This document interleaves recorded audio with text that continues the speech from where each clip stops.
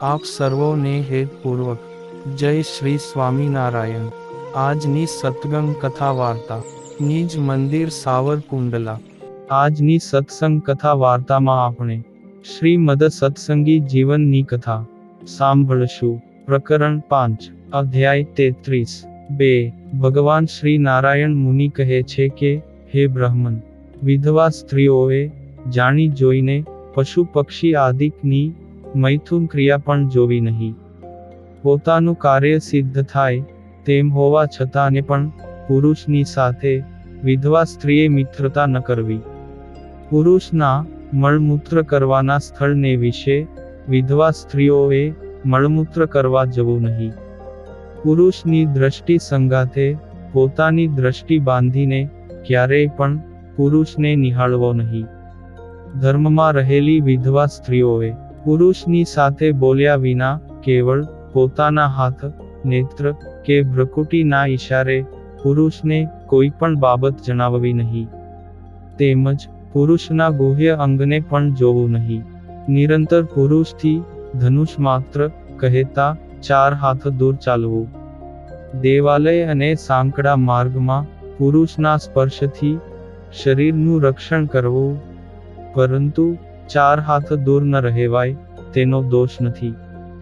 જે ઘરમાં ઉપરના માળે પુરુષ એકલો સૂતો હોય તે ઘરમાં તેનાથી ઉપરના માળે કે નીચેના માળે રાત્રિને વિશે એકલી વિધવા સ્ત્રીએ શયન કરવું નહીં।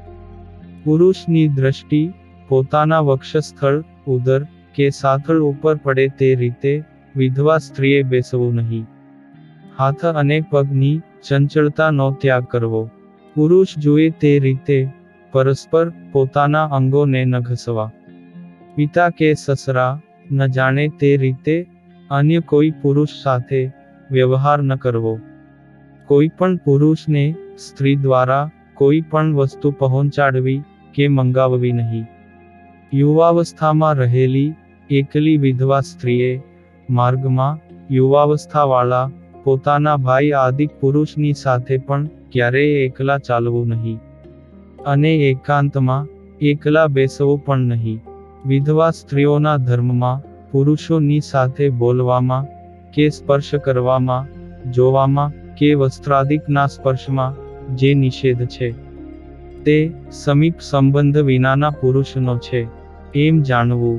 હવે તેવા સમીપ સંબંધવાળા પુરુષો કહીએ છીએ: પિતા, ભાઈ, કાકા, ભાઈના પુત્ર, કાકાના પુત્ર, ભાઈના પુત્રના પુત્રો, કાકાના પુત્રના પુત્રો, તેમની દીકરીના દીકરાઓ, માતામહ, મામા, મામાના દીકરા અને તેમના દીકરા, તેમની દીકરીના દીકરા, ફુવા, તેમના દીકરા અને તેમના દીકરા, તેમજ તેમની દીકરીના દીકરા, ગુરુ, ગુરુના પુત્રો અને તેમના પુત્રો, સસરા, સસરાના ભાઈઓ તથા જેઠ, દિયર તેમજ તેમના દીકરાઓ, દોહિત્રાઓ, દીકરીઓના જમાઈઓ, પોતાના દીકરાઓ તથા તેમના દીકરાઓ, આ સર્વેને સમીપ સંબંધવાળા પુરુષો જાણવા।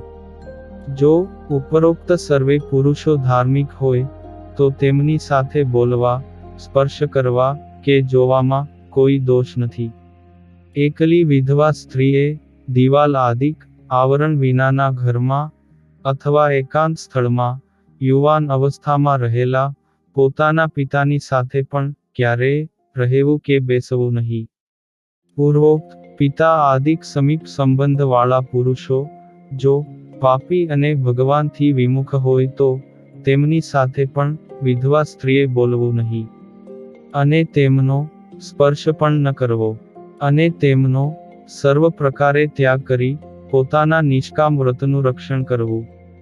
તેમજ અન્નાદિક અર્પણ કરી પોતાનું પાલન પોષણ કરે તેને પોતાના પિતા, પુત્ર, ભાઈ આદિકની સમાન જાણી તેઓનો આશ્રય કરવો।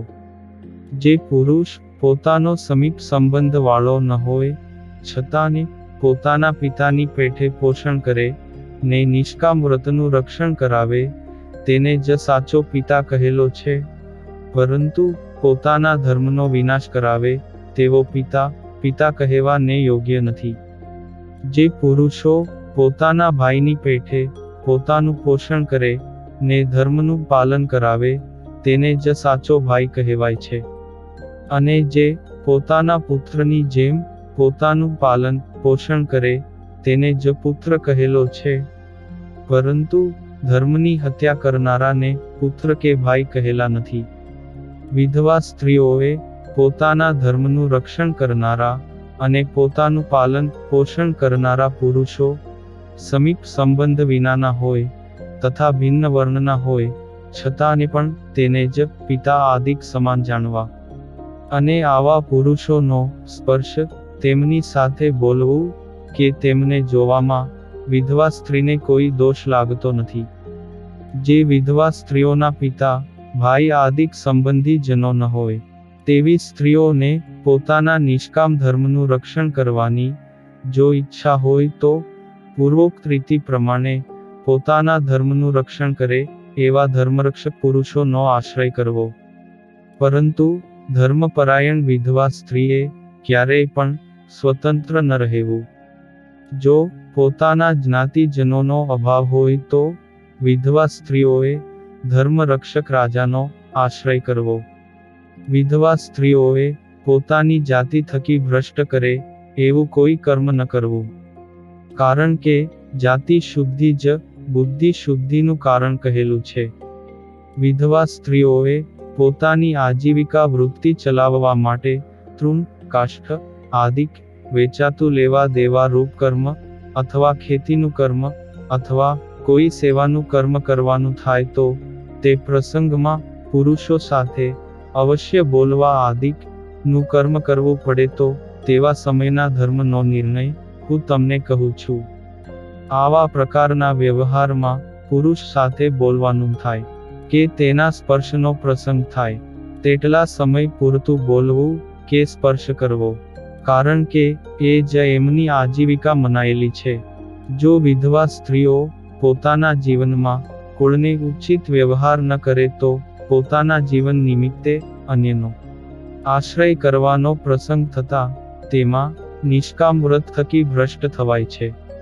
વળી વિધવા સ્ત્રીઓએ પ્રથમ માનસી પૂજા કરી યથા સમયે પ્રાપ્ત ઉપચાર દ્રવ્યોથી પોતાને પ્રાપ્ત શ્રી કૃષ્ણ ભગવાનની પ્રતિમાનું પૂજન કરવું અને તેમને જ પોતાના પતિ માનવા અને પોતાની શક્તિ પ્રમાણે હંમેશા ભગવાનના મંત્રનો જપ કરવો અને દિવસે કે રાત્રિએ સર્વે કાર્યોમાં શ્રી હરિનું સ્મરણ કરવું.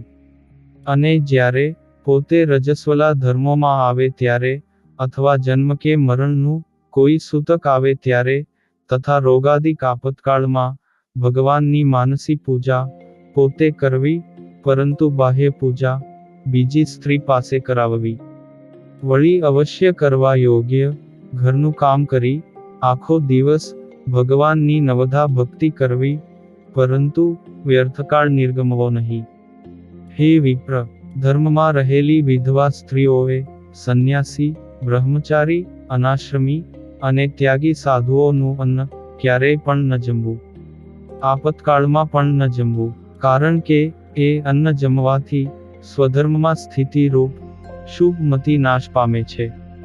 આવી રીતે મેં તમને વિધવા સ્ત્રીઓએ પાળવા રૂપ ધર્મો કહ્યા. ઇતિ શ્રીમદ સત્સંગી જીવને નારાયણ ચરિત્રે ધર્મશાસ્ત્રે પંચમ પ્રકરણે ધર્મોપદેશ કરતા ભગવાન શ્રી હરિએ કહેલા વિધવા સ્ત્રીઓના ધર્મ નિરૂપણ નામે 33મો અધ્યાય સંપૂર્ણ. અને હવે પછીની કથા વાર્તા આપણે આગળના ભાગમાં સાંભળશું. અત્યારે આપ સર્વોને ભાવથી જય શ્રી સ્વામિનારાયણ.